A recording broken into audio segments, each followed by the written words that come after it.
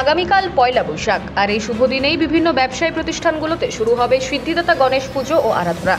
তার আগেই বাজারে বিক্রি হচ্ছে বিভিন্ন আকারের গণেশ মূর্তি। এছাড়াও বাজারে চলে এসেছে গোলাপ খাস সহ অন্যান্য কয়েকটি জাতের আম।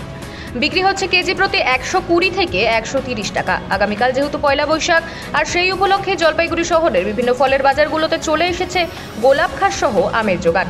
যদিও আমের বাজারে এবছর এই সময় আমের দামটা কিছুটা হলেও বেশি থাকে, এবছরেও ঠিক তাই রয়েছে। তবে বিক্রেতারা বলেন আগামীতেও আমের দাম অন্যান্য বারের তুলনায় কিছুটা হলেও বেশি থাকবে, কারণ বাইরের আমের ফলন কমেছে। জলপাইগুড়ি শহরের দিনবাজার সহ অন্যান্য ফলের বাজারগুলোতে এখন আমের বিক্রি শুরু হয়েছে, তবে আজ তেমনভাবে বাজার জমে ওঠেনি বলেই বলছেন বিক্রেতারা।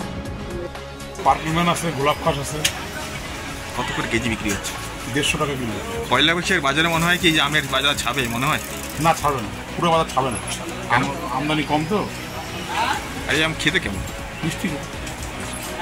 এবার কি আশা করছেন আপনারা, এবার আমের কেমন থাকবে? আমার ফসলের বছর কম আছে, দামটা থাকতে পারে। দাম লাস্টে 50-60 টাকা নিয়ে যাওয়া হয়। ভালো আম 50-60 টাকা হিসাবে লেখা। এর আগে যতটা 30 টাকা 40 টাকা ছিল। এবার আর হবে না। কেন? এবার 1200 আম নাই তো, আম কম, ফসল কম। আর এই আমগুলো আনছেন কোথা থেকে? এগুলো মেয়ের কাছ থেকে আসছে। চাহিদা কেমন? চাহিদা ভালো আছে, পয়লা বছরগুলো তো ভালো বাজার।